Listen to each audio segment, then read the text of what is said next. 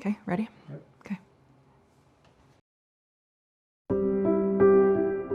My husband Jim and I were married for about 8 years before we decided to start trying for family. And we discovered pretty quickly that it was not going to be easy for us. But 9 rounds of fertility treatment later, including IVF, and we were finally pregnant. It was August 5th, 2018, when Holden was born, and his birth was just the light at the end of a very, very long, dark tunnel. But little did we know that the darkest days were yet to come. It was November 3rd, 2018. We noticed Holden wasn't feeling well one morning. We called our pediatrician and they just said, keep an eye on him. But later that evening, when he was seeming to look worse, we made the decision to take him to our local emergency room. And that's where they discovered that he was suffering from what's called supraventricular tachycardia, SVT.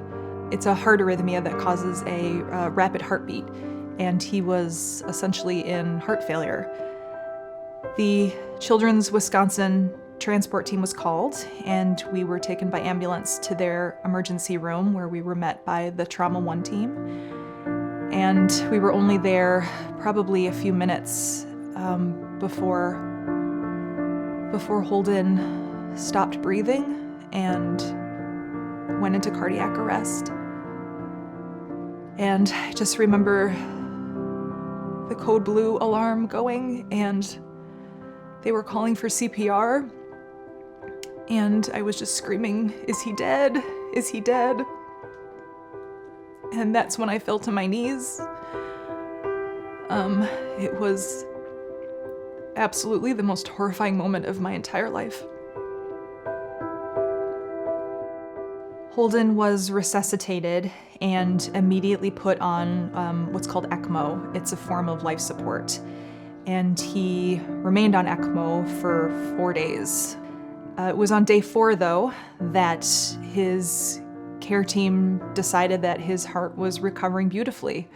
And Dr. Bertrand said just the best words I think I've ever heard, which were, "I'm comfortable taking him off." And I was like, "Taking him off what?" And she said, "Life support." Oh my God. Oh, Hey, Holden, little boy. Holden. Hi. Hi, honey. Hey, little guy. There you go. Hi, baby boy.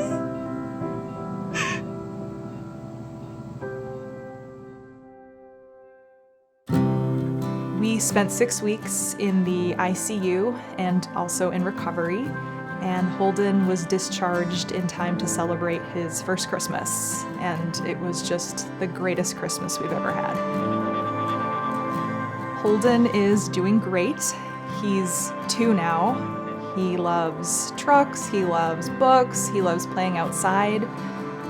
He's still in recovery, so the support that we receive from Children's definitely didn't end the day that we were discharged.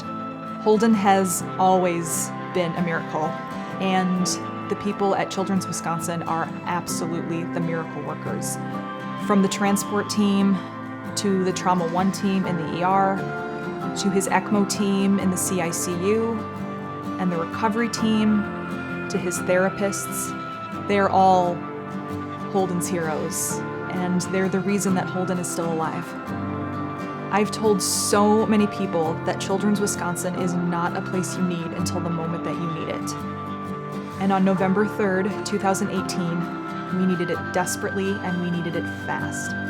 And I will be forever grateful to the people who came before me that were smart enough and generous enough to make giving to Children's Wisconsin a priority. It's what saved our son's life.